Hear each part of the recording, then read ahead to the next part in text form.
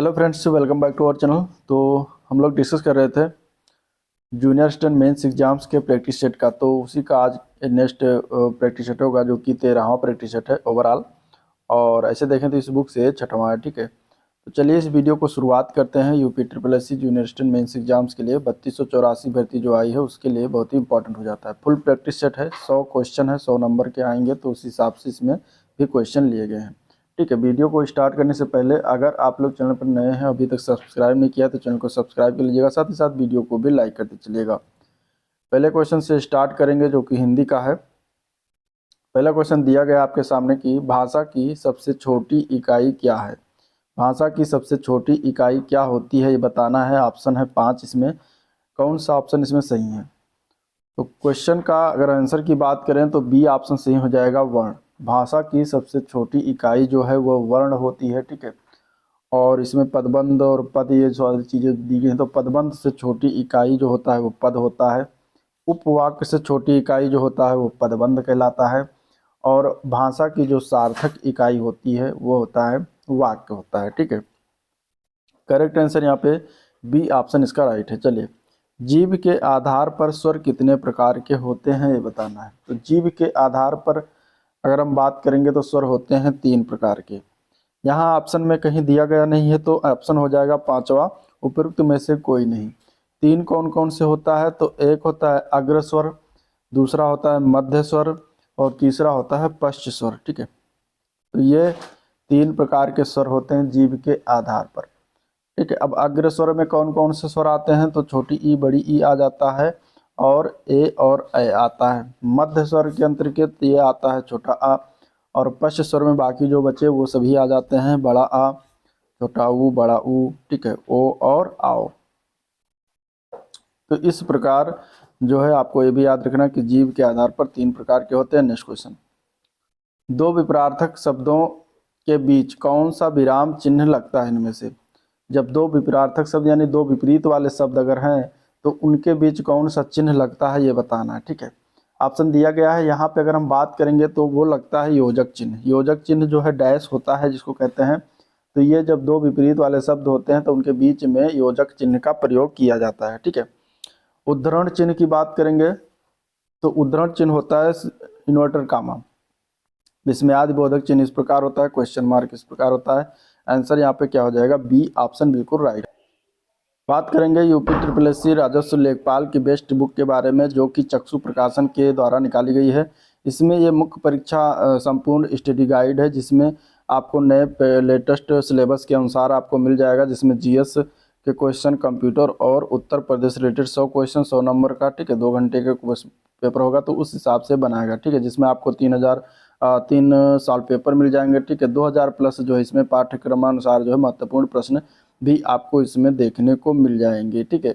और अगर आप इस बुक को परचेज करना चाहते हैं तो आप डिस्क्रिप्शन बॉक्स में लिंक दिया गया है, वहाँ से आप जो है इसको परचेज कर सकते हैं।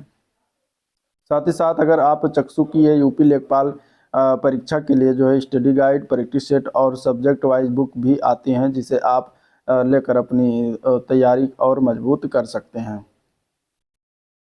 अगला प्रश्न देखेंगे तो शीर्षक को चयन करते समय अनुच्छेद में निहित भाव और विचारों की परख कर लेनी चाहिए। यह है वाक्य के अशुद्ध भाग का चयन करना। इसमें कहाँ पर अशुद्ध किया गया है, ठीक है, ये बताना। क्या हो जाएगा क्वेश्चन का आंसर। यहाँ पे अगर हम देखें तो ये ऑप्शन है शीर्षक को चयन जो दिया गया है, इसमें अगर हम बात करेंगे तो ये इसमें गलती किया गया है, क्योंकि शीर्षक को चयन के स्थान पर होना चाहिए शीर्षक का चयन, ठीक है। क की जगह पे का होना चाहिए था। यहाँ पे जो को लिखा ये गलत लिख दिया गया है, तो त्रुटि यहाँ पर है, ठीक है। तो शीर्षक का चयन होता है, ना कि शीर्षक को चयन। तो आंसर हो जाएगा ए ऑप्शन। ए ऑप्शन में गलती है, तो यहाँ पे आंसर ए पार्ट करेक्ट है। नेक्स्ट क्वेश्चन, निम्नलिखित शब्दों में से शुद्ध शब्द को पहचानना, इनमें से कौन सा शुद्ध रूप से लिखा गया है। शुद्ध रूप से लिखा हुआ शब्द इसमें से अगर देखेंगे तो बी ऑप्शन हो जाएगा। आजीविका शुद्ध रूप से लिखा है, बाकी सारे कहीं ना कहीं गलती किया गया है। जैसे आशीर्वाद लिखा जाता है वो कुछ इस प्रकार से लिखा जाता है, वाक्य ऊपर रा होता है, ठीक है। यहाँ पे देखिए तो इसमें सा में है, तो इसीलिए गलत हो जाएगा। अध्ययन बिल्कुल गलत है, ठीक है। अध्ययन को इस प्रकार लिख सकते हैं इस, और ऊनी जो लिखा है ये भी गलत है, यहाँ पे बड़ा ऊ होना चाहिए था। चलिए, गाय कौन सी संज्ञा है ये बताना है, अगला प्रश्न है। तो गाय देखिए, गाय जो है एक प्रकार का ये जातिवाचक संज्ञा। कौन सी संज्ञा है? जातिवाचक संज्ञा है। और यहाँ ऑप्शन में नहीं देने की वजह से ई ऑप्शन सही हो जाएगा, पांचवा ऑप्शन उपयुक्त में से कोई नहीं। ठीक है, जातिवाचक संज्ञा। चलिए अगले क्वेश्चन की तरफ बढ़ेंगे। क्वेश्चन नंबर 7, उत्तम पुरुष सर्वनाम के किस भेद का एक प्रकार है? उत्तम पुरुष सर्वनाम की बात करेंगे तो यहाँ पे ये पुरुषवाचक के भेद का एक प्रकार है, सर्वनाम का एक भेद है। ठीक है, तो आंसर क्या हो जाएगा? B option. ठीक है, देखिए पुरुषवाचक सर्वनाम के 3 भेद होता है। एक उसमें आता है उत्तम पुरुष, एक होता है मध्यम पुरुष और एक होता है अन्य पुरुष। तो उसी में ये उत्तम पुरुष पूछा गया है, तो ये हो जाएगा पुरुषवाचक सर्वनाम। चलिए पर्वतीय कौन सा विशेषण है? अगला प्रश्न बताना है। पर्वतीय शब्द में अगर हम देखें तो ये किसका? ये गुण बता रहा है पर्वत का, तो ये गुणवाचक विशेषण के अंतर्गत आएगा। आंसर ए पार्ट करेक्ट हो जाएगा। जहाँ पर अगर आपको किसी संज्ञा सर्वनाम का गुण दोष रूप रंग आकार प्रकार संबंध दिशा आदि का पता चल रहा हो, वहाँ पे क्या हो जाएगा? गुणवाचक विशेषण हो जाएगा। ठीक है, चलिए क्वेश्चन नंबर 9, निम्नलिखित प्रश्न में 4 विकल्पों में से उस विकल्प का चयन करें जो पक्ष के भेद का सही विकल्प हो। अब सीता चलने लगी है, किस प्रकार के इसमें पक्ष का प्रयोग किया गया है? आपको पढ़ना पड़ेगा। इसमें अगर हम देखेंगे तो अब सीता चलने लगी, यानी कि ये क्या हो रहा है कि काम अभी शुरुआत हुआ है, तो इस पक्ष में क्रिया के आरंभ होने की स्थिति का बोध हो रहा है। तो यहाँ पे क्या हो जाएगा? ये आरंभ बोधक पक्ष इसमें हो जाएगा। ठीक है, जिसमें अब करके जो है वाक्य बनाया जाता है, तो आप वहाँ समझ लीजिएगा कि ये आरंभ बोधक पक्ष के अंतर्गत आएगा। ठीक है, सातत्य बोधक जो दिया गया है, सातत्य बोधक पक्ष में क्रिया की प्रक्रिया की निरंतरता का बोध होता है। जैसे कि रमा कितना स्वादिष्ट भोजन पका रही है। ठीक है, तो यहाँ पे क्या है? क्रिया यानी कि कार्य हो रहा है, भोजन पक रहा है, तो यहाँ पे हो जाएगा सातत्य बोधक पक्ष। तो आंसर यहाँ पे बी ऑप्शन इसका करेक्ट है। अगले प्रश्न की तरफ चलेंगे। क्वेश्चन नंबर 10, ठठेरा शब्द का स्त्रीलिंग में क्या होगा? ठीक है, ठठेरा शब्द जो है इसका स्त्रीलिंग बनाना है। यहाँ पे क्या हो जाएगा? तो क्वेश्चन नंबर 10 का आंसर क्या है? ए पार्ट सही है, ठठेरिन इसका राइट आंसर है, ए पार्ट इसका करेक्ट हो जाएगा। चलिए से के द्वारा किस कारक का प्रसर्ग है? अगला प्रश्न बताना है। तो से के द्वारा जो होता है ये करण कारक का प्रसर्ग होता है। आंसर यहाँ पे बी ऑप्शन हो जाएगा। ठीक है, कर्ता कारक का प्रसर्ग ने होता है, कर्म कारक का प्रसर्ग क्या होता है? को होता है, करण कारक का से के द्वारा होता है। ठीक है, संप्रदान को के लिए होता है। इसके बाद आता है अपादान से होता है, लेकिन अलग होने के अर्थ में, अलगाव की स्थिति हो रही हो। ठीक है, फिर संबंध कारक का जो प्रसर्ग होता है वो होता है का के की रा रे री होता है। इसके बाद संबंध के बाद आता है अधिकरण, अधिकरण का होता है में पर। और फिर आता है संबोधन जो जिसका है अरे अहो इस तरीके से होता है। तो ये टोटल 8 कारक हैं, इनके बारे में आपको ये पता होना चाहिए। चलिए निम्नलिखित शब्दों में से तत्सम शब्द को पहचानिए। इसमें से तत्सम शब्द कौन सा? तत्सम तद्भव से क्वेश्चन आपको जरूर एग्जाम में मिलेगा। यहाँ पे तत्सम शब्द की बात करेंगे तो बी ऑप्शन हो जाएगा।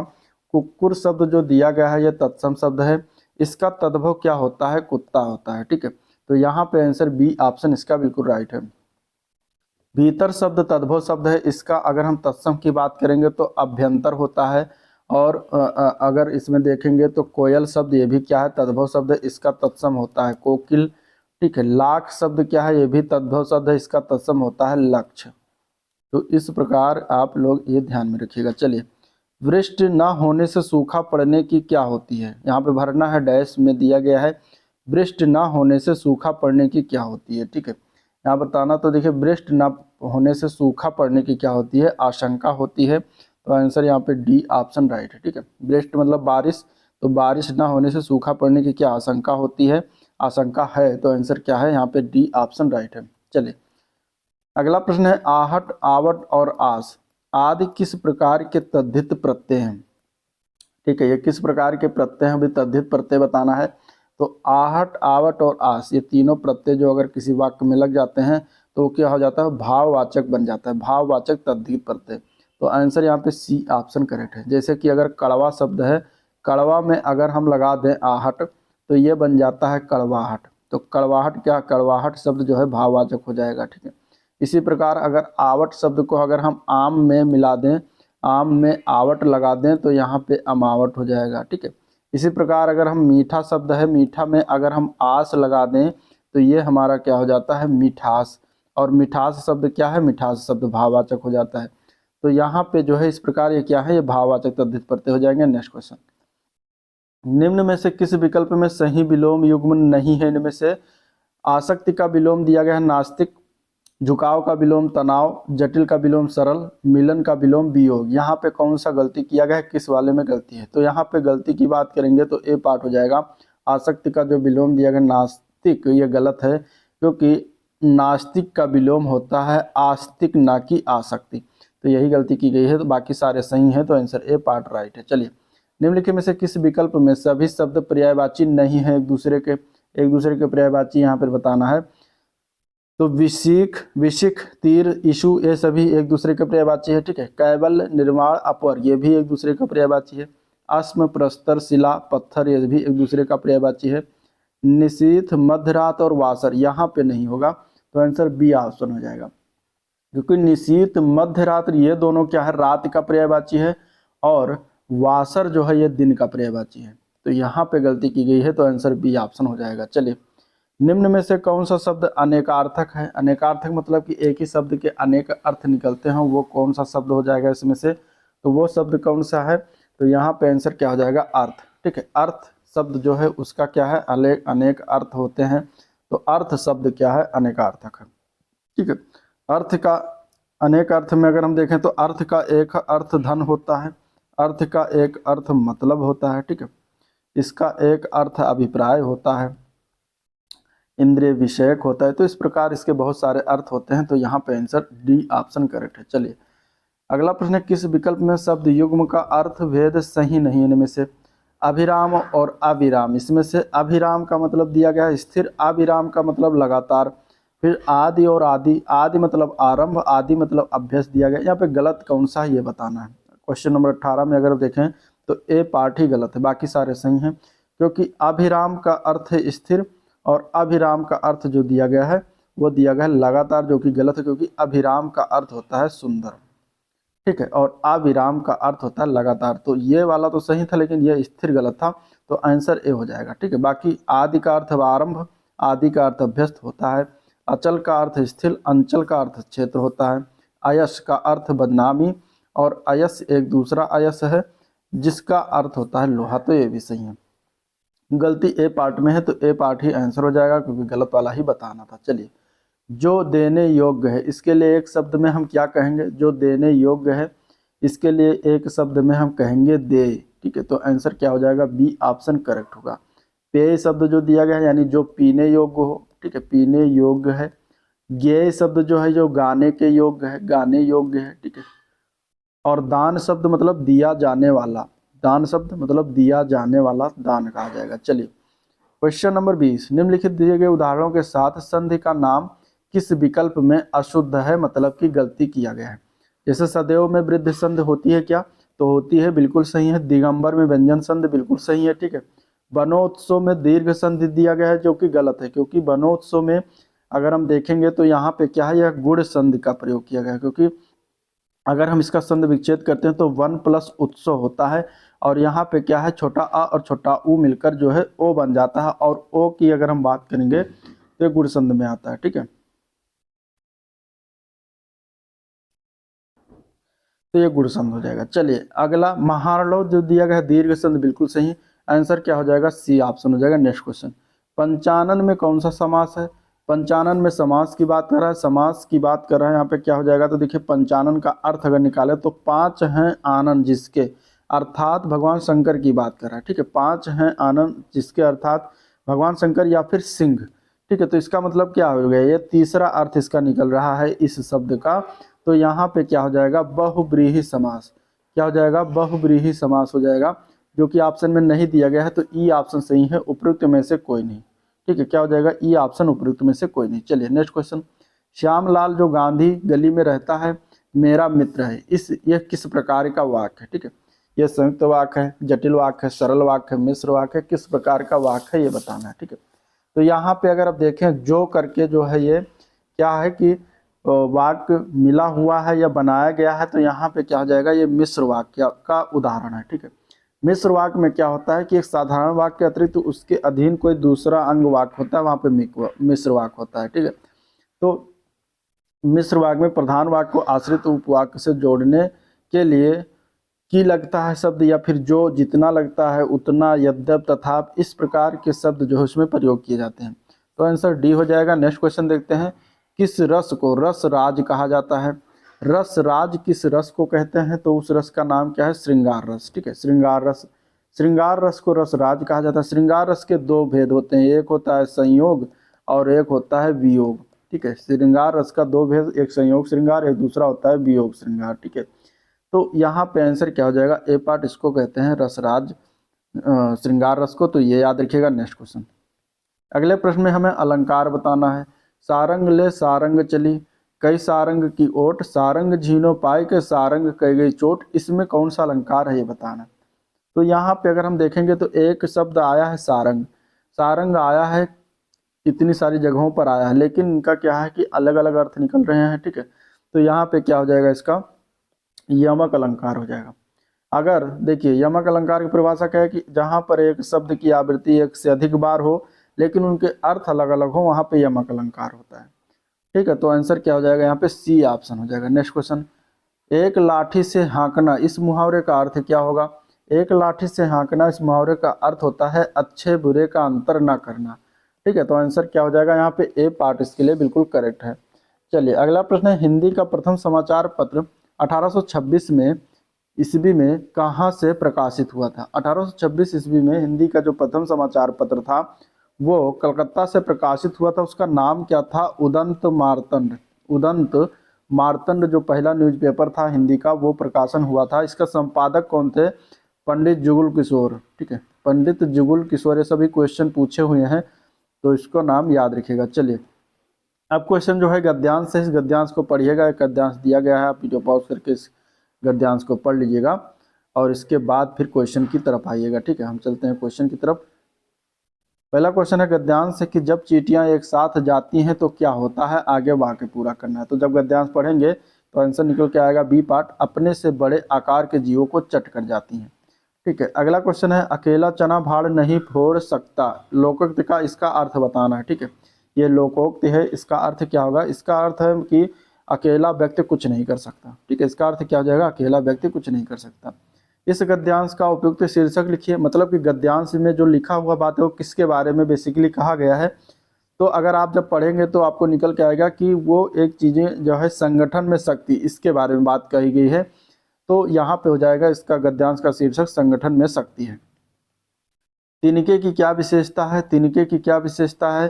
तो गद्यांश के अनुसार अगर देखेंगे तो जब तिनका संगठित होकर रस्सी बन जाता है तब इसे बलशाली हाथी भी बन जाता है। ठीक है, तो ये विशेषता है जो कि गद्यांश में लिखा हुआ है। तो आंसर यहाँ पे डी ऑप्शन इसका बिल्कुल राइट हो जाएगा।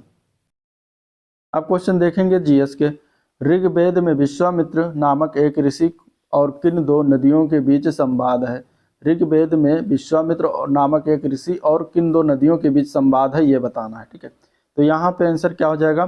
तो यहाँ पे आंसर हो जाएगा ब्यास और सतलुज नदी के बीच। आंसर क्या है? बी ऑप्शन इसका राइट है। ठीक है, ऋग्वेद का तीसरा मंडल में ऋषि विश्वामित्र का उल्लेख है जिसमें ब्यास और सतलुज नदियों का वर्णन किया गया है। तो आंसर क्या हो जाएगा? यहाँ पे बी ऑप्शन इसका राइट है। नेक्स्ट क्वेश्चन, कांग्रेस का वो अधिवेशन कहाँ हुआ जिसमें महात्मा गांधी ने अन्य नेताओं को खिलाफत के साथ साथ स्वराज के समर्थन में असहयोग आंदोलन शुरू करने की आवश्यकता के बारे में आश्वस्त किया था? तो वो अधिवेशन किस जगह पर हुआ है बेसिकली ये बताना है। तो कांग्रेस का यह अधिवेशन जो था ये नागपुर महाराष्ट्र में हुआ था। अब ऑप्शन में नहीं दिया गया है तो ई ऑप्शन हो जाएगा, उपयुक्त में से कोई नहीं। ठीक है, क्या हो जाएगा? उपयुक्त में से कोई नहीं। चलिए, निम्नलिखित में से किस मामले पर अकेले केंद्रीय विधानमंडल के पास कानून बनाने की शक्ति है जिसे अवशिष्ट शक्तियों के रूप में जाना जाता है? अवशिष्ट शक्तियां में कौन कौन से आते हैं इसमें से? तो वो हो जाएगा साइबर कानून। साइबर कानून जो है वो अवशिष्ट शक्तियों में आता है और ये 7वीं अनुसूची में वर्णन है। ठीक है, जो 3 सूचियां हैं वो 7वीं अनुसूची में दिया गया है। ठीक है, जिसमें राज्य सूची, केंद्र सूची और अवशिष्ट सूची आती है। तो साइबर कानून एक अवशिष्ट सूची का विषय है, राज्य, संघ और समवर्ती सूची के नाम से आज जानी जाती है। ठीक है, तो आंसर यहाँ पे क्या हो जाएगा? सी ऑप्शन राइट है। चलिए, दलमा अभ्यारण्य निम्नलिखित में से किस राज्य में स्थित है? अगला प्रश्न बताना है। दलमा वन्य जीव अभ्यारण्य जो है ये पड़ता है झारखंड में। आंसर सी ऑप्शन राइट हो जाएगा। ठीक है, यह जो है अभ्यारण्य क्या है? हाथियों के लिए स्वर्ग माना जाता है। तो आंसर सी ऑप्शन राइट हो जाएगा। चलिए, मानव मस्तिष्क में 2 न्यूरॉन्स के बीच के अंतर को निम्नलिखित में से किस नाम से जाना जाता है? ठीक है, मानव मस्तिष्क के जो 2 न्यूरॉन्स हैं उसके बीच जो अंतर होता है उनको किस नाम से जानते हैं? तो उनको हम कहते हैं सिनैप्स। ठीक है, सिनेप्स के नाम से इन्हें जाना जाता है। आंसर ए पार्ट हो जाएगा, सिनेप्स। चलिए अगला प्रश्न देखते हैं। प्रसिद्ध संस्कृत ग्रंथ लीलावती किस विषय पर लिखा गया है? प्रसिद्ध जो संस्कृत ग्रंथ है लीलावती, ये क्या है? ये गणित और खगोल शास्त्र इसमें चीज़ें लिखी गई के बारे में। तो ऑप्शन में सी ऑप्शन मिल जाएगा, गणित। तो आंसर यहाँ पे सी ऑप्शन करेक्ट है। ये एक प्राचीन ग्रंथ है जो भारतीय गणितज्ञ थे भास्कर द्वितीय के द्वारा ये लिखा गया था। ठीक है, तो इसको ध्यान में रखिएगा। अगला प्रश्न, अलीगढ़ मुस्लिम विश्वविद्यालय की स्थापना किसने की थी? अलीगढ़ मुस्लिम विश्वविद्यालय है जिसकी स्थापना सर सैयद अहमद खान के द्वारा किया गया था। आंसर ए पार्ट हो जाएगा। और 1875 में इसकी स्थापना हुई थी मोहम्मडन एंग्लो ओरिएंटल कॉलेज के रूप में। ठीक है, बाद में ये 1920 में अलीगढ़ विश्वविद्यालय बना था। चलिए अगले प्रश्न की तरफ चलते हैं। लंदन से इंडियन सोशियोलॉजिस्ट का प्रकाशन किसने किया था? इंडियन सोशियोलॉजिस्ट का प्रकाशन कहाँ से हुआ था? पहले ये जान लीजिए, लंदन से हुआ था। किसने किया था? तो ये श्याम जी किट्स वर्मा जी थे, उन्होंने किया था। तो आंसर क्या हो जाएगा? B part. ये क्या था? तो ये एक राष्ट्रवादी पत्रिका थी, इंडियन सोशियोलॉजिस्ट। ठीक है, तो इसको ध्यान में रखिएगा। नेक्स्ट क्वेश्चन की तरफ चलते हैं। अगला प्रश्न है, निम्नलिखित में से कौन राष्ट्रपति को पद की शपथ दिलाता है?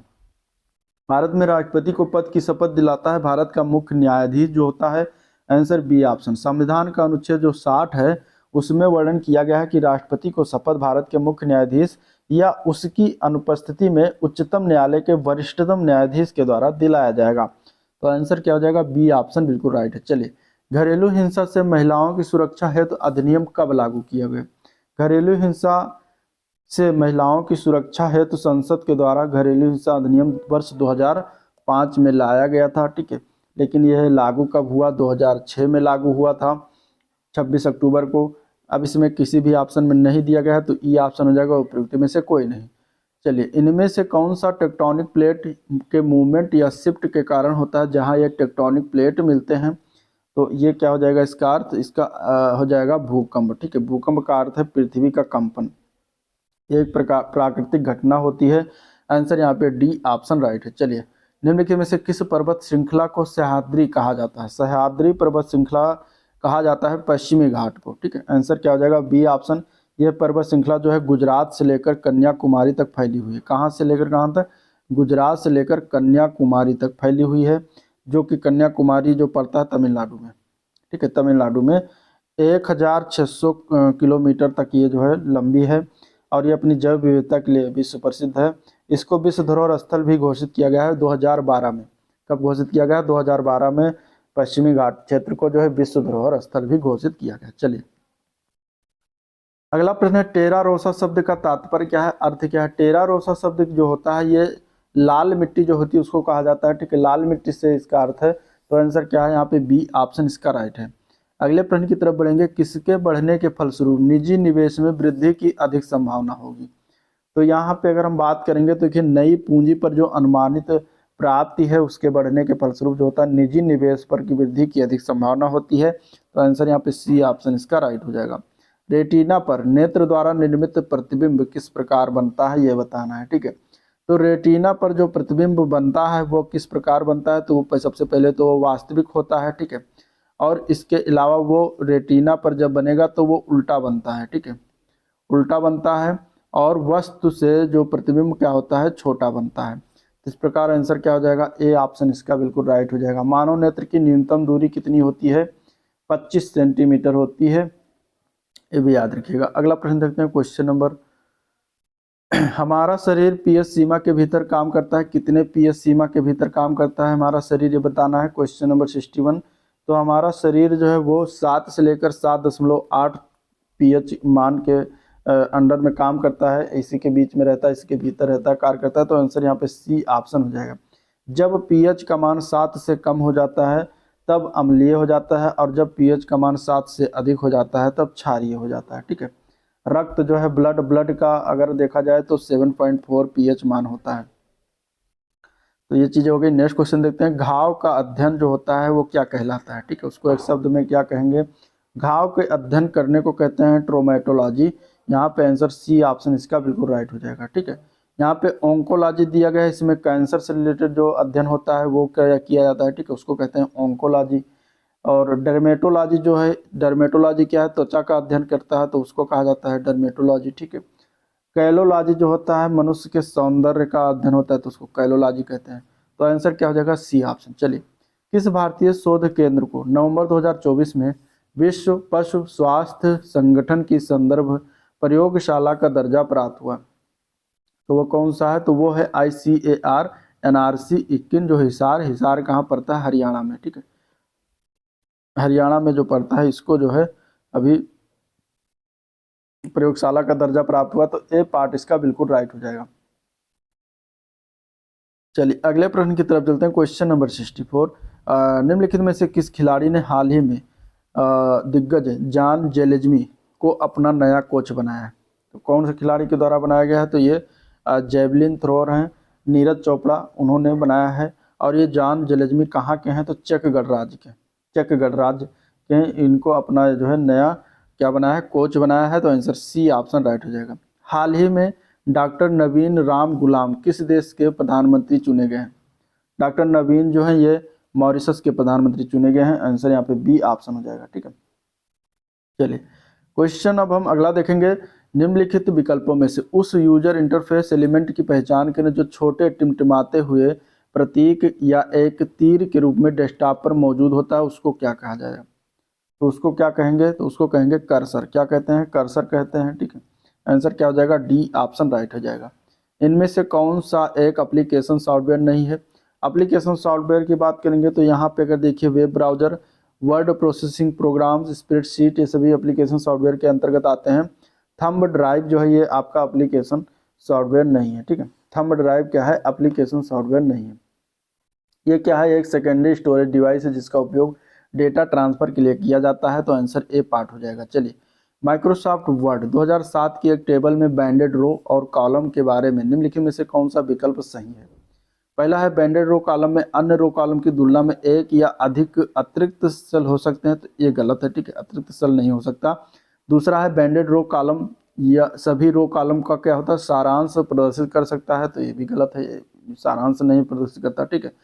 तीसरा है बैंडेड रो अथवा कॉलम में सम विषम रो कॉलम को एक दूसरे रंग के साथ प्रदर्शित किया जाता है, तो ये बिल्कुल सही है, ठीक है। सम विषम मतलब ऑड इवन जो कॉलम है तो उसको क्या है कि हम एक दूसरे मतलब रंग के साथ, दूसरे रंग के साथ उसको हम शो कर सकते हैं, प्रदर्शित कर सकते हैं। तो ये आंसर हो जाएगा इसका सी ऑप्शन बिल्कुल राइट। चलिए, एक्सेल कार्य पुस्तिकाओं का फाइल एक्सटेंशन पूछा गया है।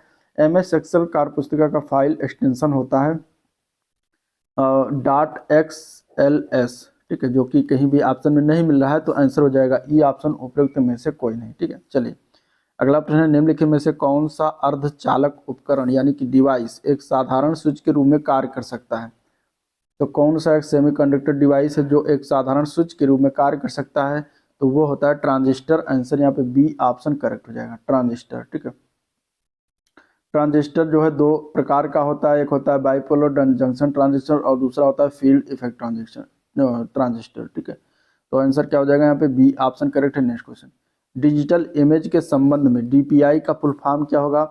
DPI का फुल फॉर्म होता है डॉट्स पर इंच। क्या होता है, डॉट्स पर इंच। यहाँ पे अगर हम देखें तो इसमें कहीं पर भी नहीं लिखा, तो ई ऑप्शन हो जाएगा, ठीक है। इसका होता है फुल फॉर्म डॉट्स पर इंच, ठीक है। डॉट्स पर इंच ये एक मानक प्रिंट रिजोल्यूशन है जो प्रिंट के द्वारा निर्मित एक इमेज के 1 इंच के भीतर निहित एवं मुद्रित डॉट्स की संख्या को संदर्भित करता है, ठीक है। तो आंसर क्या हो जाएगा यहाँ पे, डॉट्स पर इंच। चलिए, लिनक्स एक प्रकार का ऑपरेटिंग सिस्टम है। ये किस प्रकार का ऑपरेटिंग सिस्टम है लिनक्स? लिनक्स जो है एक free open source operating system है और यहाँ पे ओपन सोर्स आपको दिख रहा है, तो आंसर हो जाएगा डी ऑप्शन, ठीक है। ये free open source operating system है। आंसर डी ऑप्शन करेक्ट है। नेक्स्ट क्वेश्चन, विंडोज में एक नया फोल्डर बनाने के लिए आप किसका उपयोग करेंगे? विंडोज में अगर नया फोल्डर बनाना है तो उसके लिए विंडोज एक्सप्लोरर या फिर फाइल मैनेजर एप्लीकेशन का प्रयोग करते हैं। तो आंसर यहाँ पे डी ऑप्शन इसका बिल्कुल राइट है। चलिए अगला प्रश्न, किस बटन पर हेल्प मेन्यू उपलब्ध होता है? हेल्प मेन्यू कहाँ पर उपलब्ध होता है? हेल्प मेन्यू जो होता है वो स्टार्ट बटन पर उपलब्ध होता है। आंसर यहाँ पे बी ऑप्शन हो जाए, ठीक है। स्टार्ट बटन टास्क बार में बाईं ओर स्थित होती है और इसी में क्लिक करते ही स्टार्ट मेन्यू सामने आता है, ठीक है। किस विंडो में किसी भी प्रकार की जानकारी प्राप्त करने के लिए स्टार्ट मेन्यू खोलकर उसके हेल्प एंड सपोर्ट विकल्प पर क्लिक करते हैं, इसके फलस्वरूप हेल्प व सपोर्ट मेन्यू खुल जाता है। तो आंसर क्या हो जाएगा यहाँ पे बी ऑप्शन करेक्ट है। अगला प्रश्न है लिब्रे ऑफिस कैल्क में अंतिम कॉलम का पता क्या है। लिब्रे ऑफिस कैल्क में अंतिम कॉलम का पता जो है वो है AMJ। आंसर यहाँ पे ए पार्ट हो जाएगा, ठीक है, AMJ याद रखिएगा। नेक्स्ट क्वेश्चन, किसी बाहरी संस्था को इंटरनल वेब पेजों को एक्सेस करने देना हो तो क्या प्रयोग किया जाता है। तो उसके लिए एक्स्ट्रानेट का प्रयोग करते हैं। आंसर यहाँ पे क्या हो जाएगा, ए पार्ट करेक्ट हो जाएगा, ठीक है। इंट्रानेट एक होता है, एक होता है एक्स्ट्रानेट, एक होता है इंटरनेट। तो इंट्रानेट जो होता है वो इंटरनेट का ही निजी रूप है, ठीक है, जो केवल संस्था के सदस्य ही इन सुविधाओं का उपयोग करते हैं।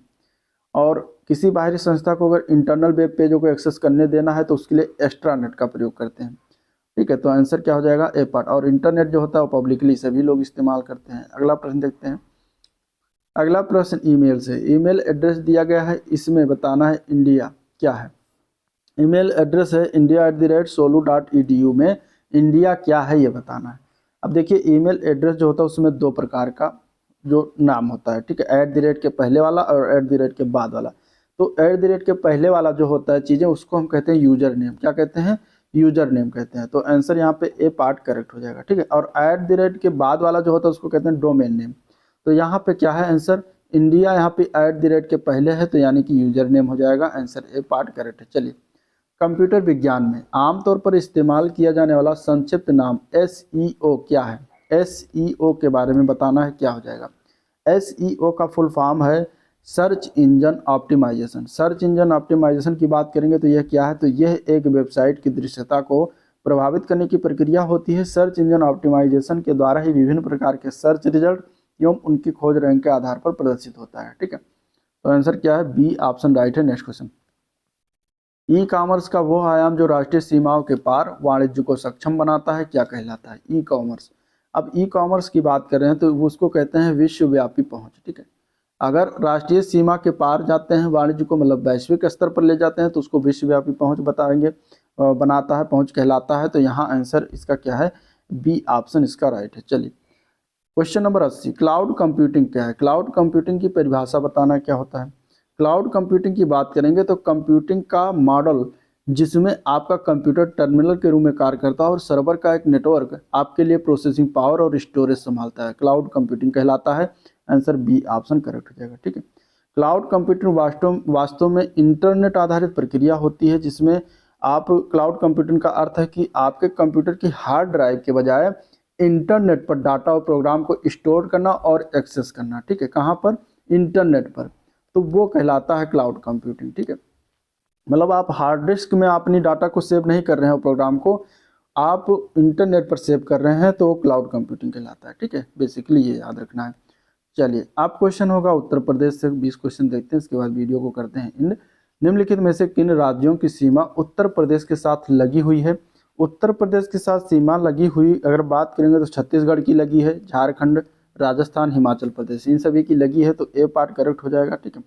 अगर हम देखेंगे तो उत्तर प्रदेश की सीमा को स्पर्श करने वाले राज्यों में उत्तराखंड, हिमाचल प्रदेश, हरियाणा, राजस्थान, मध्य प्रदेश, छत्तीसगढ़, झारखंड, बिहार आता है। साथ ही साथ केंद्र शासित प्रदेश दिल्ली भी आता है।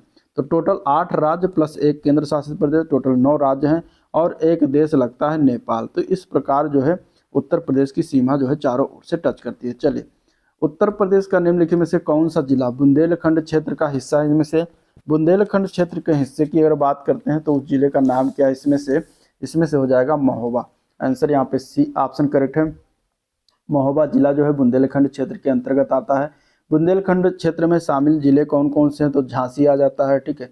झांसी हो गया, बांदा हो गया, ललितपुर है, ये सभी क्या है बुंदेलखंड क्षेत्र में आते हैं। इसके अलावा हमीरपुर, जालौन और महोबा, इतने सारे क्षेत्र, और इसके अलावा चित्रकूट भी आता है। चलिए, अगला प्रश्न, निम्नलिखित में से कौन सा उत्तर प्रदेश में स्थित नहीं है। दुधवा नेशनल पार्क की बात करेंगे उत्तर प्रदेश में है। भीमराव अंबेडकर पक्षी अभ्यारण्य की बात करेंगे या वन्य जीव विहार की बात करते हैं तो ये उन्नाव में है, ठीक है। हस्तिनापुर वन्य जीव विहार मेरठ के आसपास। कान्हा राष्ट्रीय उद्यान जो है ये आपका उत्तर प्रदेश में नहीं पड़ता, ये जो है कहाँ है, मध्य प्रदेश का एक बाघ अभ्यारण्य क्षेत्र है। तो यही जो है आपका क्या हो जाएगा, आंसर डी ऑप्शन। चलिए, अगला प्रश्न, फुल्हर झील भारत के निम्नलिखित में से किस राज्य में स्थित है। फुल्हर झील की अगर बात कर रहा है तो यहाँ पे अगर देखा जाए तो जिसे गोमत ताल भी कहा जाता है, ये पीलीभीत जिले में पड़ता है। पीलीभीत जिले में पड़ता है और यहीं से गोमती नदी निकलती है। ठीक है, इसी झील से क्या निकलती है, गोमती नदी निकलती है, जो कि उत्तर प्रदेश की राजधानी लखनऊ से होकर बहती है। तो आंसर क्या हो जाएगा, ई ऑप्शन उपयुक्त में से कोई नहीं, क्योंकि इसमें से जो दिया गया है वहाँ पे पुलर झील स्थित नहीं है। चलिए, उत्तर प्रदेश में जायद फसल कब बोई जाती है और कब काटी जाती है। जायद फसल की बात करेंगे तो ये मार्च में बोया जाता है और जून में काट लिया जाता है। आंसर ए पार्ट करेक्ट हो जाएगा। इसमें अगर हम बात करेंगे, ठीक है, जायद की फसलों में शुष्क हवाएं और तेज गर्मी सहन करने की जो है क्षमता पाई जाती है, जैसे कि तरबूज हो गया, खीरा, ककड़ी, ये सभी क्या है आपका, सूरजमुखी हो गया, उड़द हो गया, ये सभी जायद की प्रमुख फसलें हैं। तो आंसर क्या है, ए पार्ट करेक्ट। इसके लिए नेक्स्ट क्वेश्चन, अर्जुन बांध नहर से उत्तर प्रदेश का लाभान्वित जिला कौन सा है। अर्जुन बांध नहर की बात करेंगे तो हमीरपुर जिला इससे लाभान्वित होता है। ठीक है, ये अर्जुन बांध जो जिला है ये महोबा जिले में स्थित है। महोबा जिला के चरखारी में जो है ये अर्जुन नदी पर ही बना हुआ है, अर्जुन नदी पर बना हुआ है। इसके अगर हम बात करेंगे तो ये अर्जुन बांध जो है 42 किलोमीटर लंबी मुख्य नहर से महोबा और हमीरपुर जिलों में सिंचाई किया जाता है। तो अर्जुन बांध नहर से उत्तर प्रदेश का सबसे लाभान्वित जिला यहाँ पे हमीरपुर हो जाएगा। आंसर यहाँ पे डी ऑप्शन करेक्ट है। चलिए, उत्तर प्रदेश के किन जिलों में सिगरेट बनाई जाती है। सिगरेट कहाँ बनाया जाता है, सिगरेट की बात कर रहा है तो सिगरेट के लिए आप सहारनपुर और गाजियाबाद लगा दीजिएगा, यहाँ पे क्या है, सिगरेट बनाया जाता है। ठीक है, अपने हस्तशिल्प उद्योग के लिए उत्तर प्रदेश प्रसिद्ध है, जैसे कि अलीगढ़ का ताला प्रसिद्ध है, मुरादाबाद में पीतल बर्तन, कानपुर में चमड़ा के लिए, ठीक है, फिरोजाबाद की चूड़ियाँ। ठीक है, तो ये सभी चीज़ें हो जाएंगी। अगला यहाँ पे आंसर हो जाएगा बी ऑप्शन। नेक्स्ट क्वेश्चन, निम्नलिखित में से उत्तर प्रदेश का मुख्य उद्योग कौन सा है। उत्तर प्रदेश के मुख्य उद्योग की बात करेंगे तो हथकरघा उद्योग आता है। आंसर बी ऑप्शन राइट है, हथकरघा उद्योग। ठीक है, चलिए नेक्स्ट क्वेश्चन देखते हैं, उत्तर प्रदेश का कौन सा जनपद लुगदी, कागज और गत्ते के उत्पादन के लिए प्रसिद्ध है। लुगदी, कागज के गत्ते की बात कर रहा है तो नवासी का आंसर क्या हो जाएगा, बी ऑप्शन बिजनौर। बिजनौर और सहारनपुर जिला कागज, लुगदी, कागज के बने गत्ते के लिए फेमस है। आगरा अपने चर्म उद्योग, पर्यटन उद्योग, रायबरेली में लकड़ी के कार, इलेक्ट्रॉनिक इंडस्ट्री, ठीक है, रेल पहिया कारखाने के लिए प्रसिद्ध है। झांसी में गुड्डा नर्म मुलायम खिलौने के लिए प्रसिद्ध है। आंसर क्या हो जाएगा, बी ऑप्शन। चलिए, अनोला तापीय ऊर्जा केंद्र कहाँ पर स्थित है। अनोला तापीय ऊर्जा केंद्र की जब बात करेगा तो आप बरेली लगा दीजिएगा। अनोला तापीय ऊर्जा केंद्र उत्तर प्रदेश में एनटीपीसी यानी कि राष्ट्रीय ताप निगम 7 जो उत्पादनरत और निर्माणाधीन और 36 जो है निर्माणाधीन इकाइयाँ हैं एनटीपीसी की, और इसी में जो है उनमें से एक अनोला ताप विद्युत परियोजना है जो बरेली में स्थित है, और ये गैस आधारित ऊर्जा केंद्र है। कौन कौन किस प्रकार की आधारित है, गैस आधारित, तो ये भी याद रखिएगा। चलिए, प्रसिद्ध सूफी संत शेख सलीम चिश्ती की दरगाह उत्तर प्रदेश के किस जिले में स्थित है। प्रसिद्ध सूफी संत शेख सलीम चिश्ती की दरगाह अजमेर के ख्वाजा मोइनुद्दीन चिश्ती के ये पौत्र थे और ये स्थित है फतेहपुर सीकरी में। आंसर क्या हो जाएगा यहाँ पे, सी ऑप्शन इसका राइट है, जो कि आगरा के नज़दीक पड़ता है। चलिए, निम्नलिखित में से उत्तर प्रदेश के किस शहर में प्रसिद्ध कोकिला वन मंदिर स्थित है। कोकिला वन मंदिर की बात करेगा तो आप मथुरा लगा दीजिएगा। आंसर ए पार्ट इसका बिल्कुल करेक्ट हो जाएगा। ठीक है, अगले प्रश्न की तरफ चलते हैं। क्वेश्चन नंबर 93, राष्ट्रीय चैम्बर ऑफ उद्योग एंड वाणिज्य उत्तर प्रदेश में कहाँ पर स्थित है। तो ये पड़ता है उत्तर प्रदेश के आगरा जिले में। आंसर सी ऑप्शन हो जाएगा। इसकी स्थापना याद रखिएगा 1949 में किया गया था। दीवाने आम निर्मित संगमरमर कहाँ से लाई गई। दीवाने आम निर्मित जो संगमरमर है वो कहाँ से लाया गया है। अब दीवाने आम का निर्माण किसने कराया था, तो शाहजहां ने करवाया था। ठीक है, यहाँ में जो संगमरमर जो लगा है वो कहाँ से लाया गया, मकराना से। मकराना कहाँ पड़ता है, राजस्थान में पड़ता है, तो वहाँ से संगमरमर मंगाए गए थे। तो आंसर क्या हो जाएगा, सी ऑप्शन करेक्ट हो जाएगा। ठीक है, अगला प्रश्न, उर्दू शायरी में फिराक गोरखपुरी के नाम से कौन प्रसिद्ध हैं। फिराक गोरखपुरी की बात कर रहे हैं तो यहाँ पे आंसर हो जाएगा रघुपत सहाय। रघुपत सहाय जो थे इन्हें उर्दू शायरी में फिराक गोरखपुरी के उपनाम से जाना जाता है। ठीक है, इनका जन्म हुआ था गोरखपुर में 1896 में, फिर रघुपत सहाय जी का। ठीक है, और ये 1982 में इनकी मृत्यु हुई थी, कहाँ पर, नई दिल्ली में। ठीक है, इनकी प्रसिद्ध पुस्तक का नाम है गुल-ए-नगमा, याद रखिएगा। अगला प्रश्न, भारतीय प्रौद्योगिकी संस्थान कानपुर की स्थापना किस वर्ष में। भारतीय प्रौद्योगिकी संस्थान मतलब आईआईटी की बात कर रहा है, आईआईटी कानपुर। इसकी स्थापना कब हुई थी, तो इसकी स्थापना 1959 में हुआ था। यहाँ पे किसी भी ऑप्शन में नहीं मिल रहा है, तो ई ऑप्शन हो जाएगा, उपयुक्त में से कोई नहीं। चलिए, अगला प्रश्न है, वर्ष 2011 की जनगणना के अनुसार उत्तर प्रदेश में साक्षरता दर में 2001 से 2011 तक कितने प्रतिशत की वृद्धि हुई थी। तो टोटल हुआ था 11.45% की, तो आंसर ए पार्ट करेक्ट हो जाएगा। ठीक है, एग्जैक्ट देखा जाए तो 11.34% की वृद्धि हुई थी। ठीक है, तो यहाँ पे आंसर क्या है, इसके बराबर समतुल्य ए पार्ट करेक्ट है। चलिए, देश की पहली डिजिटल साइबर फोरेंसिक लैब कहाँ स्थापित किया जा रहा है? देश की पहली डिजिटल साइबर फोरेंसिक लैब जो है ये गौतम बुद्ध विश्वविद्यालय में स्थापित किया जा रहा है, तो ए पार्ट हो जाएगा। ये कहाँ पर स्थित है? नोएडा में स्थित है। कहाँ स्थित है? नोएडा में स्थित है। चलिए, अगला प्रश्न है, उत्तर प्रदेश के बजट 2024-25 में निम्नलिखित में से किस जिले में राष्ट्रीय फैशन टेक्नोलॉजी संस्थान की स्थापना की गई है? तो यह घोषणा किया गया है जो कि वाराणसी में किया जाएगा। आंसर यहाँ पे डी ऑप्शन राइट है। चलिए, 24 जनवरी 2024 में योगी आदित्यनाथ ने किस जिले में राज्य के पहले फ्लोटिंग वातानुकूलित रेस्तरों का उद्घाटन किया है? तो ये किया गया है प्रयागराज में। आंसर ए पार्ट इसका राइट हो जाएगा। ठीक है, तो ये था ओवरऑल वीडियो जिसको हम लोगों ने देखा, डिस्कस किया। अगर वीडियो पसंद आया तो लाइक करिए, चैनल को सब्सक्राइब नहीं किया तो सब्सक्राइब कर लीजिएगा। ठीक है, साथ ही साथ शेयर भी कर दीजिएगा। आज का वीडियो पर एंड करते हैं, मिलते हैं नेक्स्ट प्रैक्टिस सेट में, तब तक के लिए थैंक यू।